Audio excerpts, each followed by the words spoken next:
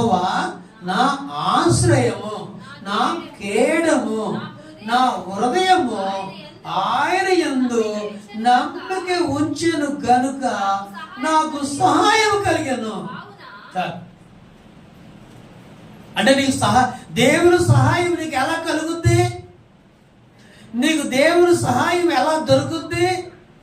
నీకు దేవుని సహాయం ఎలా వచ్చింది అంటే నువ్వు దేవుని యందు నమ్మకము ఉంచుట ద్వారా. నువ్వు దేవుని వైపు తిరిగి ప్రార్థించినప్పుడు, నువ్వే నాకు సహాయం చేయాలయ్యా అన్నప్పుడు, నువ్వు దేవుని మీద ఆధారపడుతున్నప్పుడు, నువ్వు దేవుని వైపు చూస్తున్నప్పుడు ఆయన మనస్సు కరిగిపోయి ప్రేమ పుట్టుకొచ్చి మనకి ఏ సహాయం అయితే కావాలో ఆ సహాయం చేయటానికి దేవుడు సహాయం చేస్తాడు. కాబట్టి మరి దావీదు గారు చాలా కష్టాల్లో ఉన్నప్పుడు ఆయన దేవుని వైపు చూశాడు. ఆయన శ్రమ వచ్చినప్పుడల్లా దేవుని వైపు చూశాడు. ఇబ్బంది వచ్చినప్పుడు దేవుని వైపు చూశాడు. దేవునికి మొరపెట్టుకున్నాడు, దేవునికి ప్రార్థన చేసుకున్నాడు. కాబట్టి ఆయనకి చాలా సార్లు దేవుడు సహాయం వచ్చి శత్రు చేతిలో పడకుండా కాపాడబడ్డాడు. హల్లెలూయా, హల్లెలూయా. శత్రువేమో అనుదినము వెతికి చంపాలని చూస్తున్నాడు. ఈ దావీదేమో దేవుని సహాయం వల్ల తప్పించుకుంటూ ఉన్నాడు.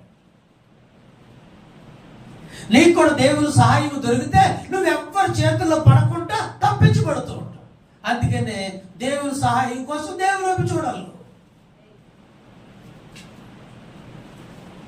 దేవుని సహాయం కోసం దేవుని వైపు చూడాలి. అపోస్తుల కార్యముల గ్రంథంలో 26వ అధ్యాయము 22వ వచనం చూడండి. అపోస్తులు 26:22. ఆయనను జాగ్రత్త వినండి, చూడండి, వినండి. ఆయనను నేను దేవుని వలనైన సహాయము పొంది నేటి వరకు నిలిచి ఉంటిని. చాలు చూడండి, పౌలు భక్తుడు అంటాడు, నేను దేవుని వలన సహాయము పొంది నేటికి నిలిచి ఉంటిని.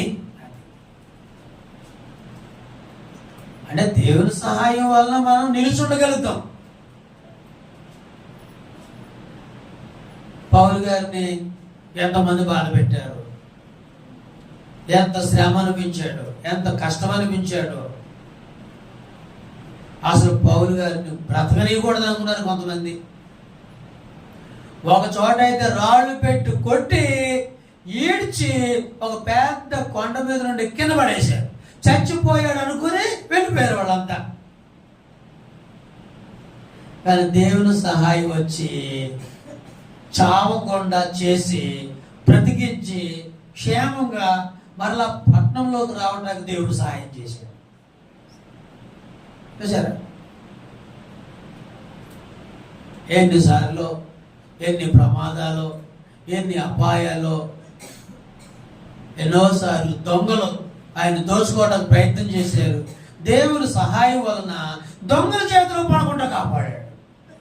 ఎన్నోసార్లు సొంతోళ్ళే ఆయన బాధలు పెడుతుంటే ఆ బాధలో పడకుండా దేవుడు తప్పించాడు.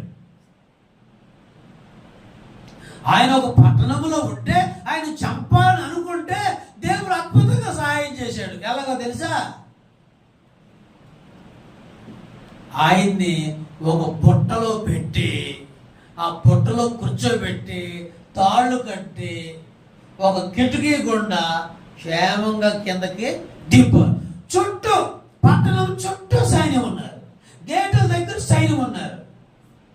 ఒక పట్టణంలో ఈ పౌలు గారు ఉన్నారు.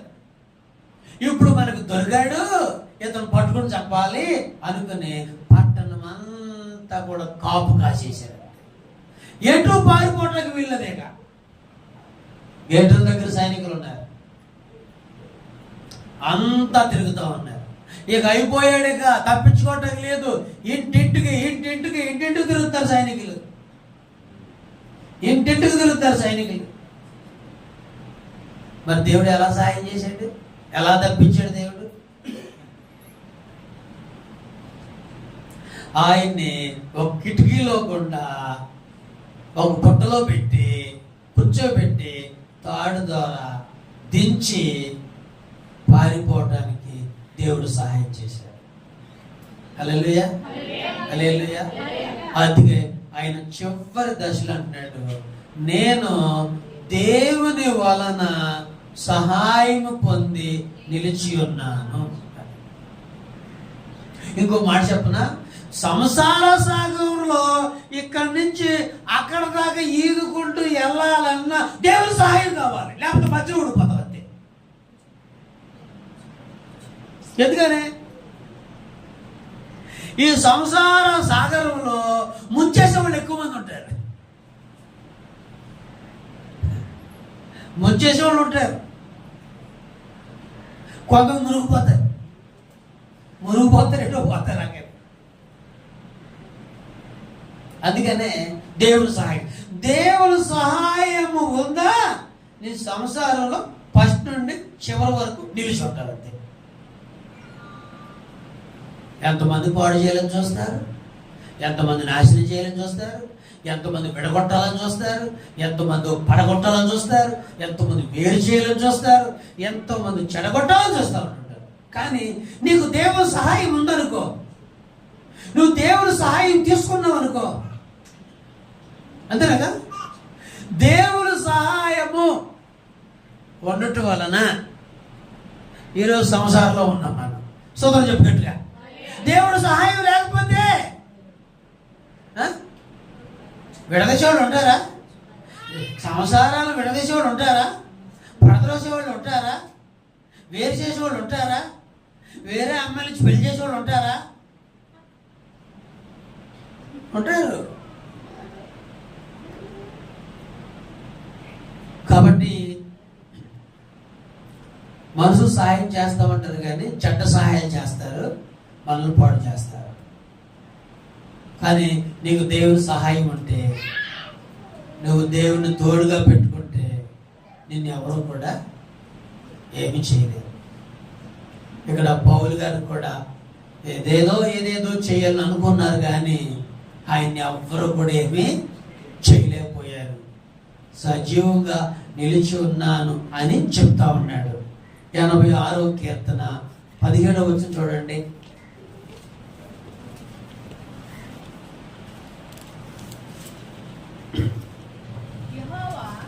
86వ కీర్తన 17 చూస్తే, యెహోవా నీవు నాకు సహాయుడవై నన్ను ఆదరించుచున్నావు, నా పగవారు చూచి సిగ్గుపడునట్లు శుభకరమైన ఆనవాలు నాకు కనపరచుము. ఏమన్నాడు దావీదు భక్తుడు? నీవు నాకు సహాయుడువై నన్ను ఆదరిస్తున్నావు అది అని చెప్పేది. అంటే దావీదు దేవుణ్ణి సహాయం చేసేవాడుగా పెట్టుకున్నాడు. కాబట్టి దేవుడు ఏం చేస్తున్నాడంటే సహాయం చేస్తున్నాడు, ఆదరిస్తున్నాడు, సహాయం చేస్తున్నాడు, బలపరుస్తున్నాడు, సహాయం చేస్తున్నాడు, నడిపిస్తున్నాడు, సహాయం చేస్తున్నాడు, క్షేమం ఉంచుతున్నాడు, సహాయం చేస్తున్నాడు, బలపరుస్తున్నాడు. దావీదుని అడవిలో పాలు చేస్తే దేవుడు అద్భుతంగా పోషించాడు. హల్లెలూయా, హల్లెలూయా. అడవులలో దావీదు తిండి లేక చనిపోతాడు అనుకున్నారు, కానీ అడవిలోకి దేవుడు సహాయం పంపించాడు. అందుకని ఆయన అడవిలో కూడా క్షేమంగా ఉన్నాడు. అడవిలో కూడా ఏమన్నా దావీదు అడవిలో కూడా క్షేమంగా ఉన్నాడు. కానీ రాముడు మాత్రం అడవులు పాలైనప్పుడు బాధపడుతూనే ఉన్నాడు చేతపోయినందుకు. ఎంత బాధపడి ఏడ్చాడు. ఎక్కడో ఉత్తరప్రదేశ్లో అయోధ్య, ఉత్తరప్రదేశ్లో ఉంది అయోధ్య.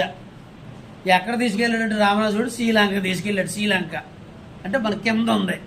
అది ఎక్కడో అయోధ్య, ఇది ఎక్కడో శ్రీలంక.